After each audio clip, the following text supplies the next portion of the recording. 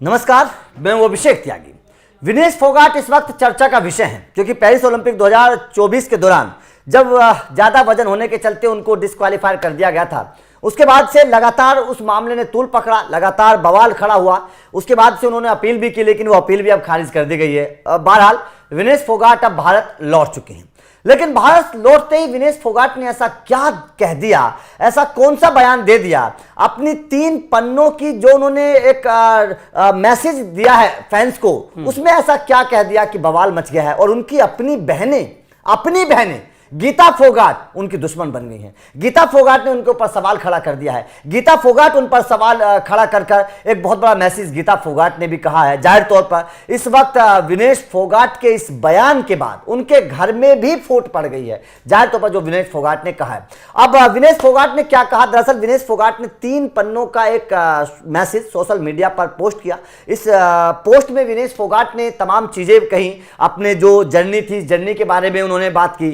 साथ ही साथ उन्होंने अपने जो कोचिंग स्टाफ के लोग थे, जो उनके साथ पेरिस ओलंपिक में मौजूद थे, जिन लोगों ने उनकी मदद की, उन तमाम लोगों का विनेश फोगाट ने शुक्रिया अदा किया। एक बार बयान मैं आप लोगों को दिखा देता हूं विनेश फोगाट ने क्या कहा, उसके बाद में चर्चा करेंगे। विनेश फोगाट ने कहा कि मैं बस इतना कहना चाहती हूं कि हमने हार नहीं मानी, हमारे प्रयास नहीं रुके, लेकिन घड़ी रुक गई और समय ठीक नहीं था। मेरी किस्मत में शायद यही था। मेरी टीम, मेरे साथी, मेरे परिवार को ऐसा लगता है कि जिस लक्ष्य के लिए हम काम कर रहे थे और जिसे हासिल करने की हमने योजना बनाई थी वो अधूरा है।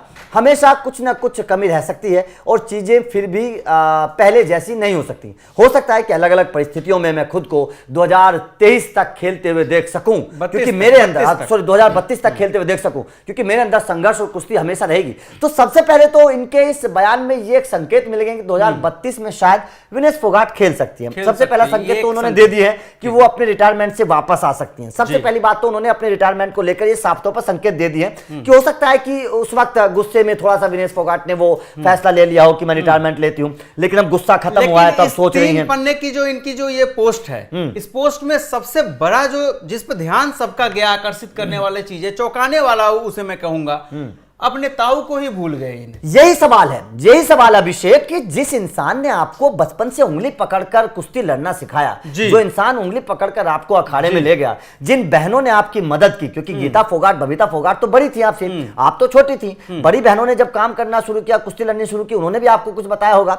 आपने अपने इस 3 पन्ने के मैसेज में कहीं भी अपनी बहनों का जिक्र नहीं किया, कहीं भी अपने ताऊ का जिक्र नहीं किया। वो ताऊ जो पिता बनकर हमेशा आपके साया आपके साथ बनकर रहा, क्योंकि विनेश फोगाट के पिताजी नहीं है। मैं लोगों को जानकारी दे देता हूं, दर्शकों को, बचपन में विनेश फोगाट के जो पिताजी थे वो एक्सपायर हो गए थे, माताजी भी बीमार रहती थी। ऐसे में विनेश फोगाट के जो ताऊ हैं, महावीर फोगाट, जिनको दुनिया जानती है, महावीर फोगाट ने ही विनेश फोगाट को पहलवान बनाया, क्योंकि उन्होंने अपनी बेटियों को भी पहलवान बनाया, तो अपने भाई की बेटी पीछे न रह जाए, इसीलिए विनेश फोगाट को भी उन्होंने उसी तरीके से पाल पोस कर बड़ा किया जैसा कि अपनी बेटियों को किया। इसीलिए सवाल खड़े, मैं इसीलिए बारीकी से इस पे आपसे जानना चाहता हूँ। आप वहां गए भी थे, शायद उनके गांव में भी आप गए हैं, महावीर जी से भी मिले, आप महावीर जी से भी मिले होंगे, तो मैं वो पॉइंट समझना चाहता हूँ, आखिर किन वजहों से इसमें उनका नाम विनेश फोगाट ने लेना सही नहीं समझा? क्या वो मिस्टेक थी या उसमें कोई पॉलिटिकल एंगल? देखिए, मैं इस सब चीजों में पॉलिटिकल एंगल नहीं देखता हूं। ये पारिवारिक मामला, और परिवार में बड़ा प्यार मोहब्बत है, ऐसा नहीं है कि परिवार में कुछ कलह है। महावीर जी बड़े परेशान थे जब विनेश का पूरा मामला हुआ था, उनको नींद भी नहीं, कई दिन से उन्होंने खाना भी नहीं खाया था, बड़े परेशान थे, क्योंकि एक पिता है,